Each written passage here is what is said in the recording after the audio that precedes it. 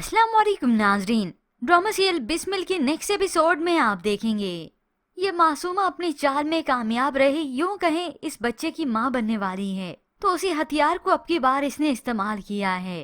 TT से शादी तो कर ली लेकिन इसका असल मकसद तो उसकी दौलत पा लेना था, तो फिर वो असल इस मकसद को कैसे भुला सकती थी। माँ ने मशवरा दिया और वो वाकई उसकी अकल को जा लगती है। वो टीटी के ऑफिस में आकर उसे जॉब की डिमांड करती है।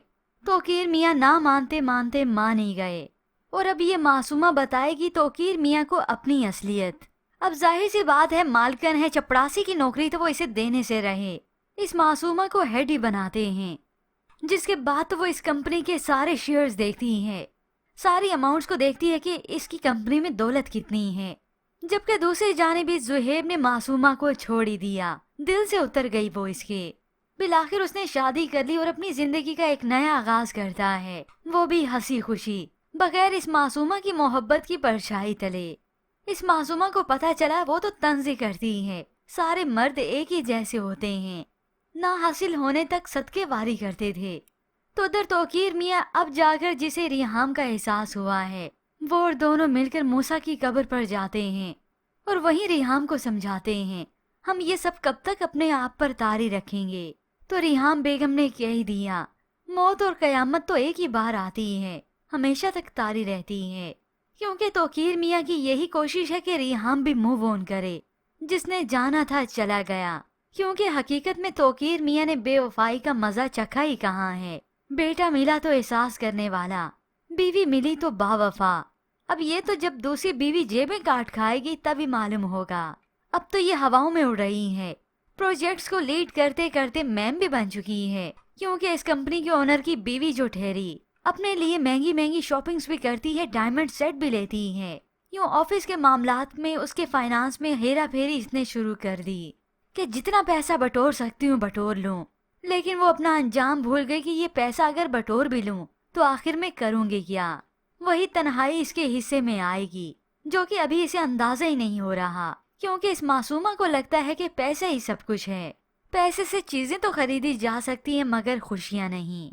तो उधर वक्त गुजरने के साथ रिहाम बेगम कुछ बेहतर होने लगी हैं, वो भी तोकीर मियाँ की सपोर्ट की वजह से। लेकिन रिहाम कुछ भूली नहीं। ऐसी माजी की उस रात की बात छिड़ी तो तोकीर मियाँ ने बता दिया कि इसी परेशानी में, इसी इंतजार में मेरा बीपी शूट कर गया था, मैं सो गया था, मुझे नहीं मालूम हुआ। ये सब सुनकर रिहाम तो जान गई इस मासूमा की चाल को।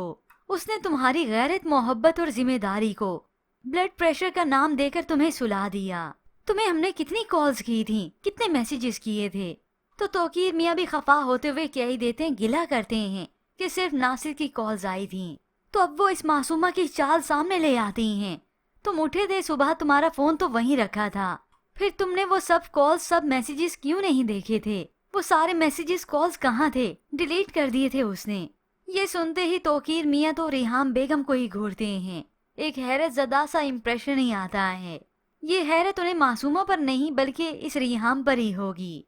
उन्हें लगेगा कि ये मासूमा पर इल्जाम ही लगा रही है। ये तो जब हकीकत खुलेगी इस मासूमा की, सामने आएगा उसका असल चेहरा, तो तब तोकीर मियाँ को अंदाजा होगा कि ये उनसे कितनी बड़ी गलती हो गई कि उन्होंने उस पर भरोसा कर लिया। हमारा हंसता बसता घर उजाड़ने की जिम्मेदार कोई और नहीं बल्कि यही है। लेकिन तब तक बहुत देर हो चुकी होगी, क्योंकि मूसा तो चला गया। लेकिन हाँ, ये मासूमा अपने अंजाम को जरूर पहुंचेगी और बाकी रहा बच्चे की बात, वो तो वारिस रहेगा तोकीर मियाँ का। ये अलग बात है कि ड्रामे की कहानी में कुछ और ट्विस्ट ही आएगा, ये बच्चा इस मासूमा का रहेगा ही नहीं।